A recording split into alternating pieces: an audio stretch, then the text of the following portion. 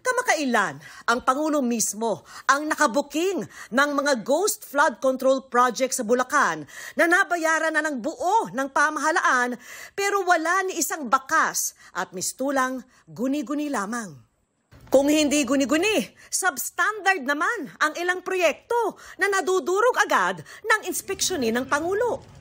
Lumabas din ang mga marangyang pamumuhay ng ilang mga kontraktor, pati na ng ilang district engineer, ng ilan umamin pang panay-panay ang pagkakasino. Sa laki at lawak ng nabunyag na mga katiwalian sa mga flood control project, tanong ko sa Pangulo, hindi nga bakit paging ganitong ka-massive yung corruption?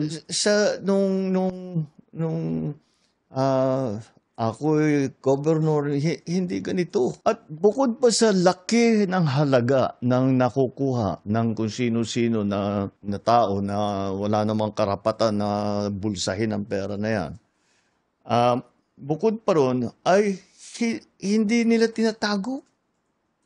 Garapala na po. In your words, it's economic sabotage? Yeah. Kasi ngayon sila, walang pakialam. It did not happen overnight. Mm-hmm. This happened over many decades. And we have to figure out kung ano ba talaga ang nangyari para hindi na mangyari ulit, to put the safeguards in place. Ako, nasasyak ako, hindi ako makapaniwala na nandito na tayo na ganit na ang gobyerno na...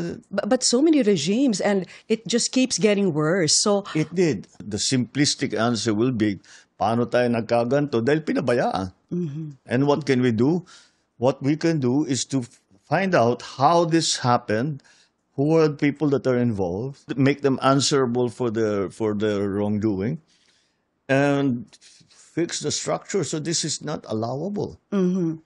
Okay. That's the word that I think that it became allowable. Okay lang.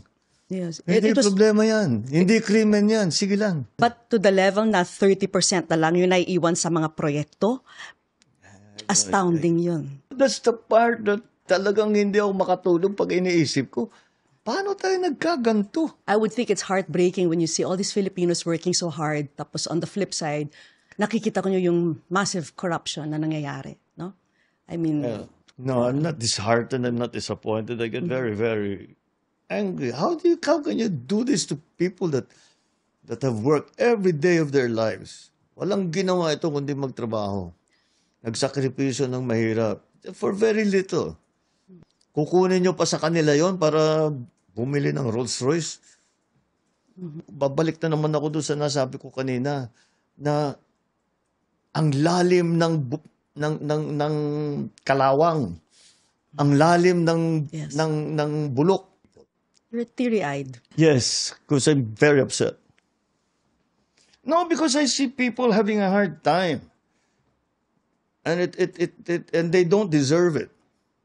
Mabuti ba kung masamang tao yan? Dapat parusahan. Hindi naman eh. Ba't mo paparusahan? Para magpayaman ka? That makes no sense to me.